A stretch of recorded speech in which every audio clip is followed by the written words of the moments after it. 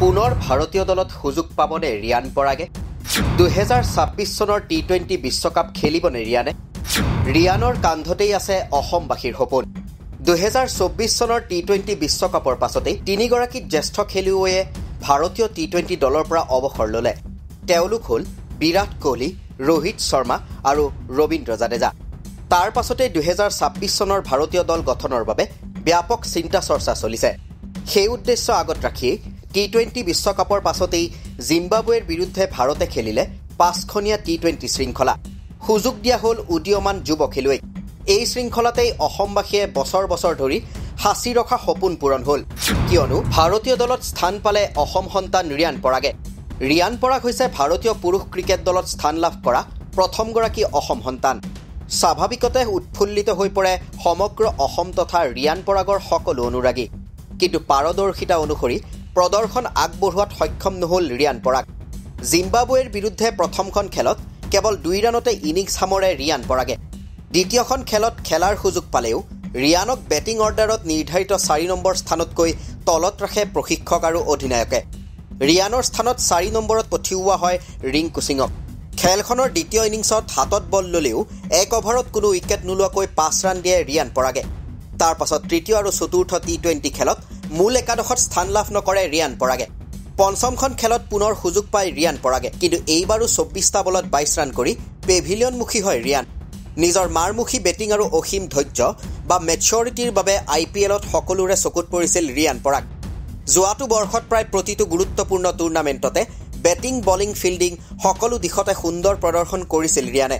যেহেতু বিৰাট কোহলিৰ অৱসৰৰ পাছত তৃতীয় স্থানত সূৰ্যকুমাৰ যাদৱে খেলিব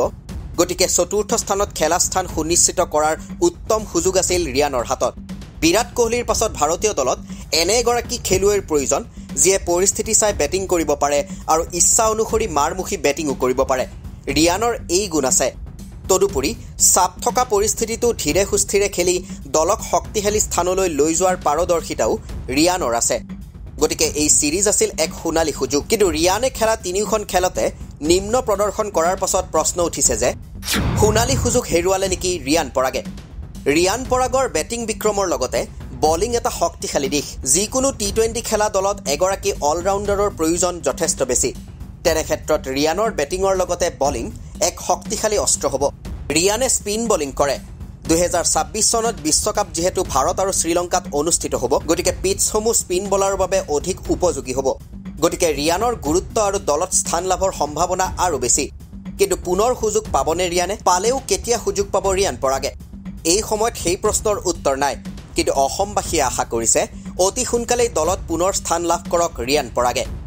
উল্লেখ্য যে অহা 27 জুলাইৰ পৰা শ্ৰীলংকাৰ বিৰুদ্ধে 3খন টি20 মেচ খেলিব ভাৰতে এয়া হ'ব নতুন প্ৰশিক্ষক গৌতম গম্ভীৰৰ প্ৰথমটো শৃংখলা তাৰ পাছত অক্টোবৰ মাহত বাংলাদেশৰ বিৰুদ্ধে 2খন টি20 মেচ খেলিব ভাৰতে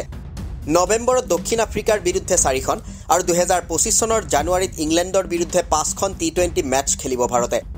এইকেইটা সিৰিজতে উদীয়মান খেলুৱৈক পাৰ্যমানে সুযোগ দিয়াৰ সম্ভাৱনা আছে দলীয় নিৰ্বাচকে বিশেষকৈ শ্ৰীলংকা আৰু বাংলাদেশৰ বিৰুদ্ধে হ'বলগীয়া সিৰিজেই নতুন খেলুৱৈসকলৰ বাবে হ'ব আটাইতকৈ গুৰুত্বপূৰ্ণ এই মুহূৰ্তলৈ ভাৰতীয় দল ঘোষণা কৰা হোৱা নাই অনাগত সিৰিজৰ বাবে গতিকে ৰিয়ানে যদি দলত স্থান পায় তেন্তে এয়াই হয়তো ৰিয়ানৰ হ'ব 2026ৰ টি20 বিশ্বকাপৰ পূৰ্বে শেষ সুযোগ অৱশ্যে ৰিয়ানে দলত সুযোগ পায় নে নাই সেয়া হ'ব লক্ষণীয়